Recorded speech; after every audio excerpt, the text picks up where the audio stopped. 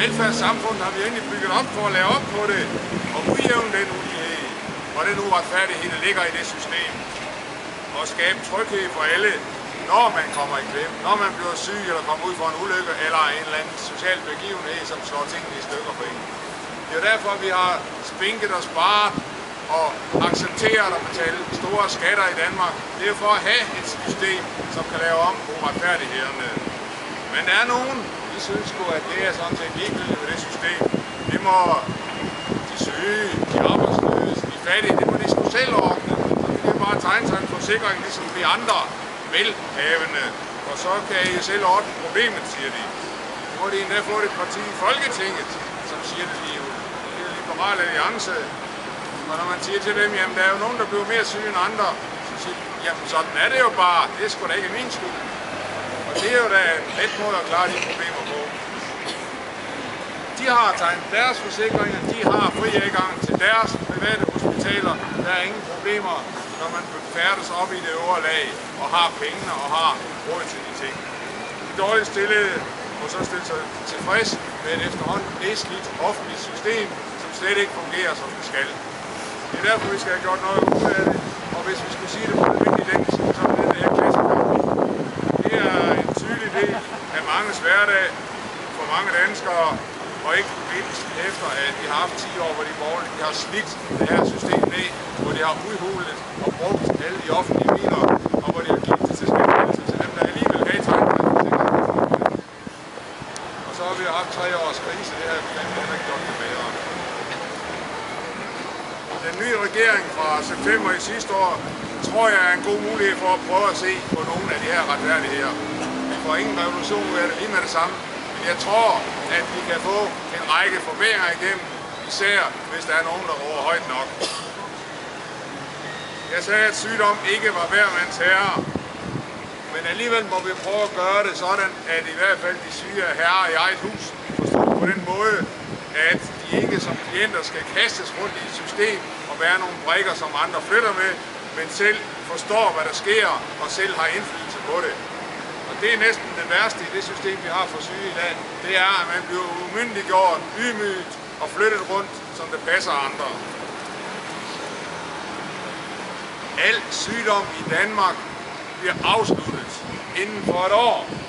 Det er ligegyldigt, om I kommer ud for en alvorlig færdselsulykke, for kræft, for hjertekarsygdom eller en alvorlig psykisk sygdom. Den skal være færdig inden for et år. Det står i loven. I får i hvert fald ingen penge, hvis I fortsætter med at være syge. Det er logikken. Det er en mærkelig regel, at man lige præcis efter 52 uger så kommer helbredelsen, uanset hvorfor en sygdom man har fået. Pyt med de syge. Pyt med langtidsvirkningerne.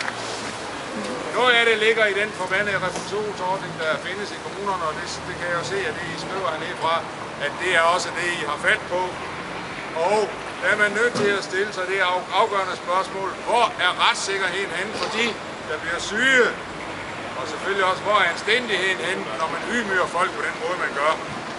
Det er ikke kun de syge, der bliver ydmyget. Også arbejdsløse mærker det, hvordan de simpelthen skal stille til kontrol og på arbejdsprøvelse og alt muligt andet. Bare for at se, om de overhovedet er villige til at opføre sig ordentligt i det her system. Altså, det er kontrolsystem efter kontrolsystem, der bliver bygget ind, og ikke hjælpesystemer, som skal bringe folk videre. Det er det, vi skal have ændret. Loven skal ændres sådan, at vi får sygedagpenge, så længe vi er syge. Sådan må det skulle være. Det værste i dag, det er at nå den grænse på de 52 uger, eller nogen kan lige få en lille ekstra måneder lagt til, hvis der er nogle helt særlige tilfælde. Det er, hvad så? Hvis ikke man kan få dagpenge, ja, så må du ned og have kontanthjælp. Og jeg har mødt masser af folk, som også har været arbejdsløse i 2 år, som man kan være i dag. Så ryger det kontanthjælp, så det er da godt, vi har kommunen, siger det så. Og siger, prøv du at gå derned og se, hvad der sker. Nej, det gik sgu ikke. Min kone, hun har jo arbejdet. Ingen penge. Vi har en bil til over 10.000 kroner. Ingen penge. Nej, vi har et hus, der også var lidt friværdi. Ingen penge. Og så kom personen hjem igen, uanset om hun er syg og arbejdsløs. Der var jo ikke noget hen i det her velfærdssystem. Det er jo pildrøgen og fuld af huller. Det skal vi have lært om. Og så kender sikkert mange af jer det sorte hul. Det der mærkelige hul, når man har for syg til arbejde og for rest til pension. Og det er der, midt imellem de to yderpunkter, at alle problemerne opstår. Og der synes jeg heller ikke, det er særlig svært. Det burde jo være sådan, at hvis man er for syg til arbejde, så bliver man tilbudt revalidering. Hvis man er for syg til revalidering, så bliver man tilbudt et flexjob. Hvis man er for syg til flexjob, så bliver man tilbudt pension.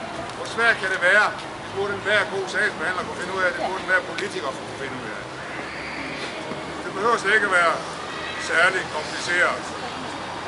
Så vil jeg ikke nævne ret meget om arbejdsprøvningerne, for det tror jeg vil diskutere så meget. Hvis man er igennem en arbejdsprøvning, og det er dygtige folk, der har med en at gøre, så ved man jo også godt, hvor er det galt, og hvor fungerer det. Det andet, som er et problem, det er den lange sagsbehandlingstid. Og for helvede, vil jeg sige, hvis man må bande her i Svendborg, skal det tage så lang tid at sagsbehandle for syge og finde ud af, hvad man skal for at komme videre. Og hvorfor skal det altid være sådan noget med, at papirerne skal flyttes, mens man bliver sat udenfor selv? Det bør være sådan, at man hele tiden siger, hvad er bedst for den syge, hvordan kan den syge hurtigst muligt og bedst komme videre til en tryg situation og en afklaret situation. Så har vi brugt lidt tid de sidste måned på Christiansborg at diskutere lægekonsulenternes rolle. Vi oplevede det mærkelige i sidste uge, at alle partier var enige i, at den vejledning, som staten har lavet for lægekonsulenterne, faktisk er god. Det er rigtig godt, at lægekonsulenternes rolle ikke er at være sparegrise for kommunerne og hjælpe dem med at finde penge og spare. Nej, de skal oversætte, hvis der er noget lægelatin, som kommunen ikke kan finde ud af, og de skal hjælpe med at forklare, hvad lægerne, speciallæger og andre mener. Ikke at begynde at overtage sagsbehandlingen. Det fandt vi lige pludselig ud af, det var rigtig godt.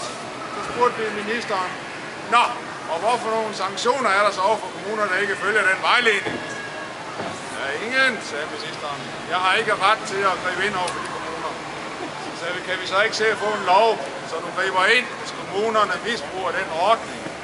Det ved jeg ikke rigtigt, sagde ministeren. Vi har en undersøgelse i gang. Så vi kan sætte tempoet lidt op, så vi fik at vide, hvad den kom ind med. Fordi nu kan vi se problemet, og vi kan se løsningen. Det er jo ikke ret svært så at gå fra snak og tanke til handling. Men det endte alligevel med, at ministeren fik en tid til det. Men forhåbentlig kommer der en undersøgelse nu, og forhåbentlig kan alle huske, når vi skal til så at lave en ny regel om, at staten skal kunne kontrollere om, hvad de der lægekonsulenter laver, at det kommer til at fungere.